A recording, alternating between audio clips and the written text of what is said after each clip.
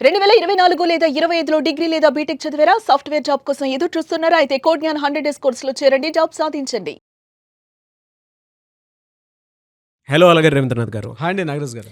ప్రస్తుతం బంగారం భారీ పతనం వెనుక ఉన్నటువంటి అంటే ఆ స్కామ్స్ ఏంటి? మోసాలేంటి? అసలు ఏం జరుగుతుంది? గ్రాడ్యువల్‌గా అంటే ప్రీవియస్ ఇయర్స్‌తో కంపేర్ చేసి చూస్తే కూడా అండి ఇప్పుడు బడ్జెట్ రావటము, దాంతోపాటు స్టాక్ మార్కెట్ పడిపోవటము, మళ్ళీ బంగారం నిన్న విపరీతమైనటువంటి రేట్ ఉంది. దాని తర్వాత మళ్ళీ సడెన్‌గా పడిపోవటము. అంటే దీని వెనక ఏం జరుగుతుంది? అండ్ ఈ ఈ కుట్ర వెనక అనుకోవచ్చు, లేదంటే భారీ మోసాలేమైనా జరుగుతున్నటువంటి అవకాశాలేమైనా ఉందా? ఈ ఈ స్కామ్స్ ఏంటసలు? ప్రజల జీవితాలతోటి ఎందుకు ఈ విధంగా అంటే తగ్గటం, పెరగటం అనేటువంటి మైండ్ గేమ్‌ని ఎందుకు ఆడుతున్నారనుకోవచ్చు మనం?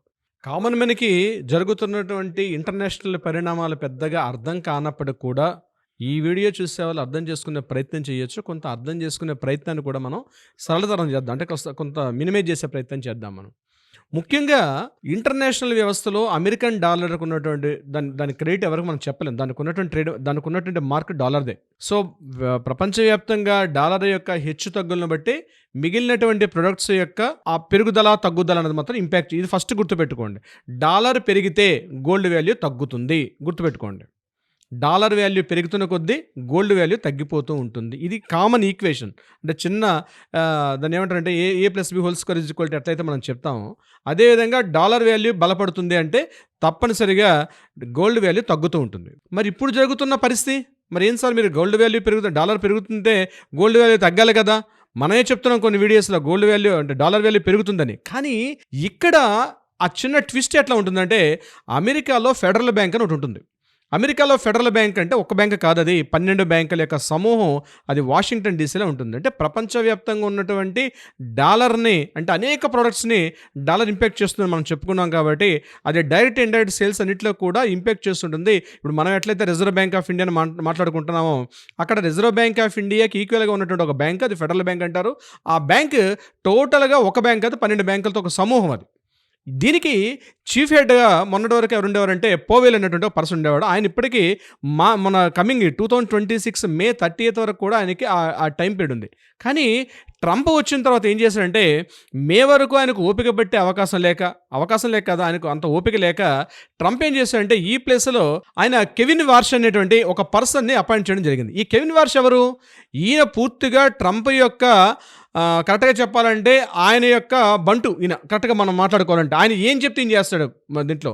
ఇక్కడ ట్రంప్ మొదటి నుంచి చెప్తున్నాడు, ఫస్ట్ ఎలక్షన్స్లో, సెకండ్ ఎలక్షన్స్లో కూడా చెప్పాడు, ప్రపంచవ్యాప్తంగా డాలర్ని మాత్రం ఇప్పుడు మేము స్ట్రాంగ్ చేస్తాం, డాలర్ వాల్యూ పెరగాలి, డాలర్కు ఉన్నటువంటి ఇంపాక్ట్ పెరగాలి. అదే ఇంపాక్ట్ కదా ఈరోజు మనకి డాలర్ వాల్యూ ఎప్పుడైతే పెరుగుతుందో రూపాయి వాల్యూ ఈరోజు పడిపోతూ ఉంది. రూపాయి వాల్యూ అంటే 92 రూపాయలు రావడానికి కూడా కారణం అదే. అయితే ఇక్కడ నేను స్టార్టింగ్లో చెప్పినటువంటి ఏదైతే డాలర్ వాల్యూ పెరిగితే మనకు గోల్డ్ వాల్యూ తగ్గాలి. కానీ ఇక్కడ చిన్న ట్విస్ట్ ఏంటంటే, ప్రపంచవ్యాప్తంగా ఉన్నటువంటి అందరూ కూడా ఏం చేస్తుంటే గోల్డ్ని డాలర్స్లో కొంటారు. డాలర్స్లో కొనేటప్పుడు ఏమవుతుందంటే ఆల్రెడీ డాలర్ వాల్యూ పెరిగింది కాబట్టి ఉన్నటువంటి తెలియకుండానే మిగిలిన దేశాలకి అంటే అమెరికాలో మాత్రం తగ్గుతుంది, మిగిలిన డాలర్ మీద డిపెండ్ అవుతున్న అన్ని దేశాల్లో కూడా ఈ యొక్క గోల్డ్ వాల్యూస్ మాత్రం అమాంతంగా పెరిగిపోతాయి. జస్ట్ రీసెంట్గా ట్రంప్ ఇచ్చినటువంటి ఒక మార్పు ఏంటి, రీసెంట్గా అక్కడ వార్ష్ అనే పర్సన్, ముఖ్యంగా ఈ కెవిన్ వార్ష్ అనే పర్సన్ అపాయింట్ చేస్తున్నానంటే మే వరకు టైం షెడ్యూల్ ఉన్నప్పుడు కూడా బిఫోర్ ఆయన పోస్టులను తీసేసి పోవెల్ని పోస్టులను తీసేసి ఈయన వార్ష్ అక్కడ అపాయింట్ చేస్తున్నాను ఎప్పుడైతే చెప్పాడో, ఇంటర్నేషనల్గా ఉన్నటువంటి ప్రతి దేశం చైనాని మినహాయిస్తే మిగిలిన దేశాలు అన్నీ కూడా డైరెక్ట్గా ఇండైరెక్ట్గా ఒక్కసారి తమ దగ్గర ఉన్న గోల్డ్ వాల్యూస్ని అమ్ముకోవడం మొదలుపెట్టారు. ఎందుకంటే డాలర్ వాల్యూ పెరిగిపోతే ఇమ్మీడియట్గా మళ్ళీ రాబోయే రోజుల్లో వాల్యూ తగ్గుతుందనే ఉద్దేశంతో. అందువల్ల ఇండైరెక్ట్గా ఏమైందంటే మిగిలిన దేశాల్లో ఇంక్లూడింగ్ భారతదేశంతో సహా అమాంతంగా గోల్డ్ వాల్యూ పెరిగింది అని మనకు ఇండికేషన్ రావడం జరిగింది. ఇది యాక్చువల్గా ఇంటర్నేషనల్ జరుగుతున్న మార్పులు. కామన్ మ్యాన్కి ఇవన్నీ కూడా అర్థం కాదు. రోజు పేపర్ చూసుకుంటాడు, రోజు న్యూస్ని చూసుకుంటాడు, అదే అర్జెంటుగా గోల్డ్ ఏదో పెరిగిపోతుంది, ఇంకా పెరిగిపోతుంది అనేటువంటిది.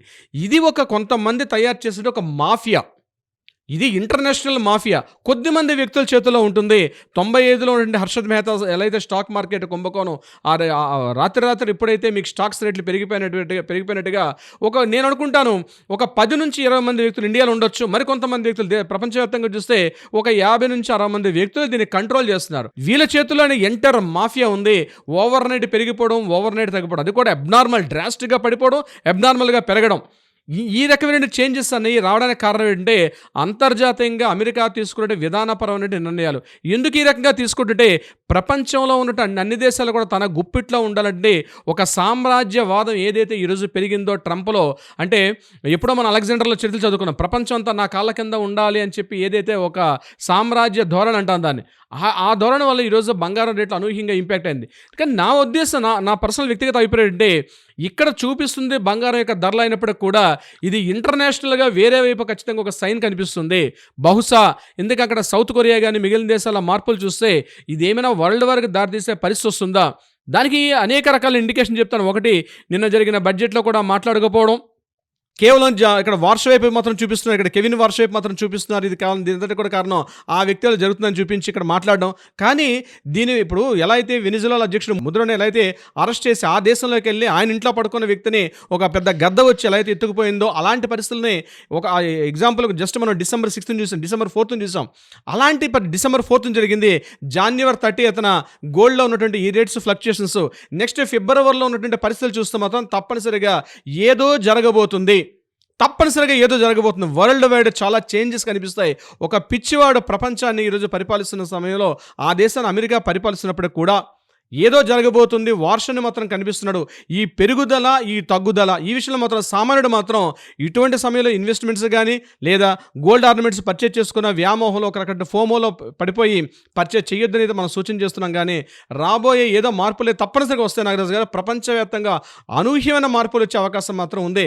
అది కొద్ది నెలల్లోనే మనం చూస్తాం తప్పనిసరిగా నాగరాజు గారు. బట్ ప్రస్తుతం అయితే కొనకపోవటం మంచిదనేటువంటి ఒక సూచన చేశారు. చూడండి, నిజంగానే అంటే ఇలాంటి ఫ్లక్చుయేషన్స్ ఉన్నాయి, మనకు అర్థం కానటువంటి వాతావరణము మార్కెట్ ఉంది అనుకున్నప్పుడు. ఎందుకంటే స్టాక్ మార్కెట్ చూస్తే కంప్లీట్గా పడిపోయింది, నేను గోల్డ్ చూస్తే అమాంతం పెరిగిపోయి ఉంది. దాంతోపాటు ఈ బడ్జెట్లో వీటికి సంబంధించినటువంటి ఫ్యాక్ట్స్ అండ్ ఫిగర్స్ కూడా పూర్తిగా రాకపోవటం, దాని మీద అవగాహన లేకుండా ఇచ్చేయటము, అంటే ఎక్కడో మీరు చెప్పినట్లు ఇంటర్నల్గా వీటికి అనుసంధానం కనుక చూస్తే చాలా ఉన్నాయి. అవునండి, వీటి చుట్టూ చాలా ఉన్నాయి. చూద్దామండి, అంటే నెక్స్ట్ అప్డేట్స్ మనకు వస్తూ ఉంటాయి కదా, వాటి బట్టి ఇచ్చేద్దాము. నెక్స్ట్ వీడియోలో మాట్లాడుకుందాము. Anyways, thank you so much Alagar Ravindranath garu. Thank you so much Nagaraju గారు.